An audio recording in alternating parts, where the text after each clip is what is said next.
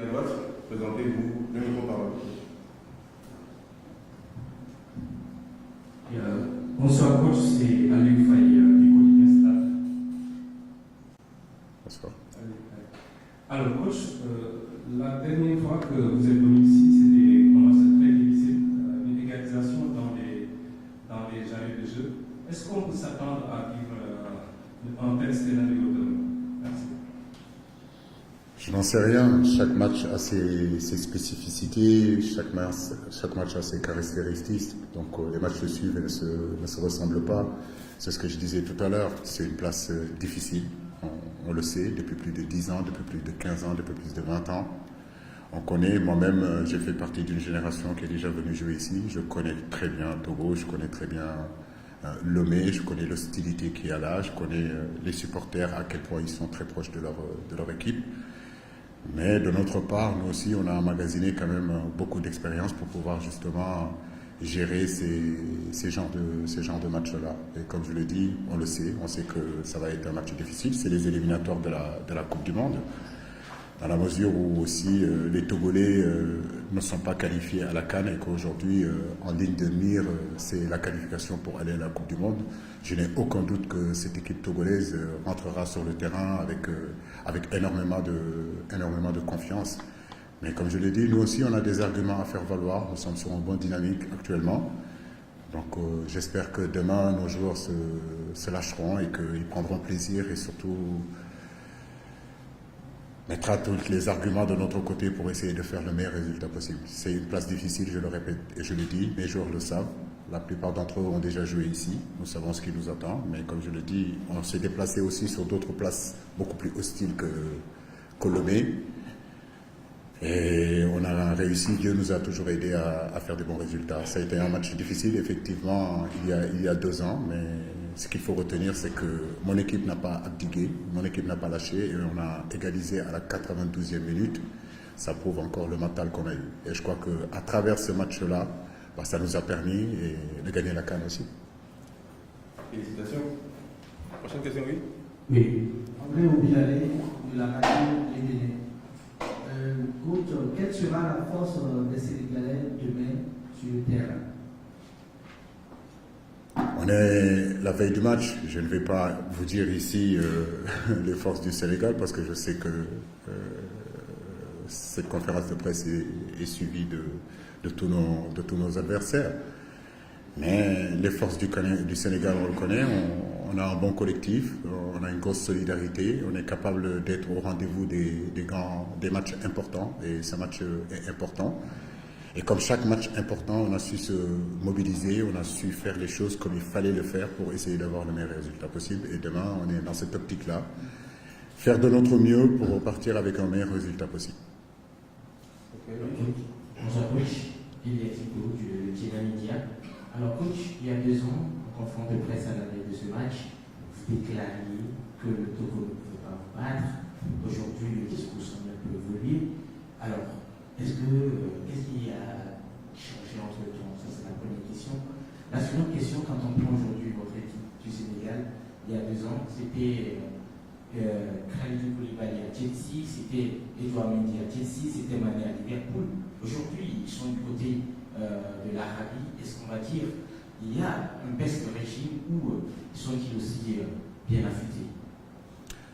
Ils sont affûtés, c'est des garçons qui sont à niveau. Je suis très satisfait de ce qu'ils font, même s'ils ne sont pas à Chelsea, comme vous le dites, ils ne sont pas à Napoli. C'est des garçons qui sont des cadres de là où ils jouent. Ce sont des leaders là où ils jouent. Ils continuent à impacter de leur qualité, de leur abnégation dans cette sélection. Ce sont des cadres de cette équipe nationale.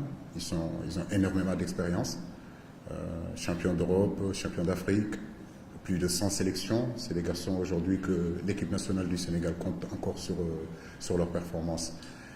Mais les gens qui me connaissent savent que je suis quelqu'un d'humble. J'aimerais bien que vous m'en sortiez un seul mot, en fait, une image où dans cette conférence de presse, un seul, où j'ai dit que le Sénégal ne pouvait pas perdre.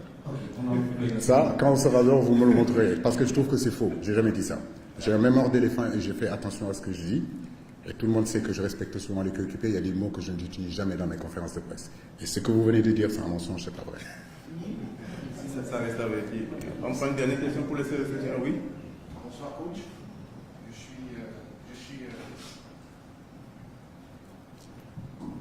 Je suis Angelo Foliqui de Radio Sport FM. J'ai deux petites questions à votre endroit. La première, c'est celle-ci. Vous avez été prolongé à la tête des Lions pour encore d'autres objectifs. En tant que sélectionneur qui est là depuis déjà des années, est-ce que cela vous donne encore plus de pression, d'envie de gagner plus avec cette sélection du Sénégal? La seconde question, par plus tard, il y a quelques jours contre le Soudan, vous avez pesté contre l'arbitrage. Vous n'avez pas été d'accord sur certaines décisions du maître du jeu ou du directeur de parti. En quoi, demain, l'arbitrage sera important pour vous face au Togo? Merci. Vous avez dit que ça faisait 8 ans que je suis ici. Oui, c'est vrai, ça fait 8 ans que je suis ici, mais en dehors du fait que je sois aujourd'hui le sélectionneur de l'équipe nationale du Sénégal, j'ai été le capitaine de mon pays. Donc, je connais l'Afrique. J'ai eu plusieurs sélections. Je connais aussi l'arbitrage africain il y a 20 ans. Je connais aujourd'hui l'arbitrage aujourd'hui. Mais en réalité, il n'y a pas que moi qui se plaint. Je crois que votre entraîneur aussi s'est plaint de l'arbitrage. Donc je crois que votre conférence de presse, personne ne lui a posé cette question. C'est une question que j'ai répondu. J'ai donné juste mon avis, en réalité, pour justement toujours dans l'optique et surtout dans la direction de pouvoir améliorer le jeu, améliorer le football africain qui est en pleine accession actuellement. Et je crois que c'est un tout. Ce n'est pas seulement des bons entraîneurs, ce n'est pas seulement de bons terrains, ce n'est pas seulement de bons joueurs, c'est aussi d'avoir de bons arbitres. Encore, comme je le dis, ce n'est pas quelque chose qui émane seulement de moi, parce qu'entre sélectionneurs, on se parle. En disant ça, c'est juste vouloir améliorer encore le jeu, et pour que justement, quand les gens regardent ce continent africain, quand ils regardent le football africain, qu'ils voient que vraiment on est en train de progresser sur vraiment beaucoup de domaines. C'est dans ce sens-là qu'on le dit. Mais c'est loin de nous de critiquer l'arbitrage. Non, c'est pas du tout ça. C'est juste notre apport par rapport justement en tant qu'ancien joueur. Je pense que je suis légitime pour en parler, mais surtout le fait aussi en tant que joueur, en tant qu'entraîneur de pouvoir en parler. Donc il ne faut pas qu'on mélange un petit peu mes propos.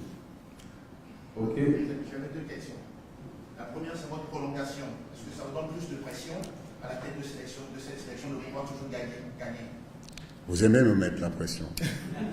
Ça, ce qui vous plaît, c'est que je sois sous pression, mais je ne suis pas sous pression. Voilà, ce que je le fais avec beaucoup de plaisir. Ça fait bientôt 30 ans que je suis dans ce métier. Depuis l'âge de 14 ans, je suis dans ce travail-là. Donc, je vis avec. C'est un plaisir de faire ce métier. C'est un honneur de faire ce métier. C'est un privilège de faire ce métier. Je ne pourrais rien changer en réalité contre ce métier-là. C'est ce que j'aime, c'est ce que je fais. Certes, il y a des difficultés, comme l'entraîneur du Togo peut avoir des difficultés ici, comme l'entraîneur de l'Algérie ou l'entraîneur de la France ou ailleurs. Ça fait partie de notre métier. Mais en réalité, pour rien au monde, je changerai ce travail-là en autre travail parce que véritablement, je l'aime et je vis pour. Ok, merci à tous, coach. Bon match demain. Merci beaucoup à vous et bonne soirée.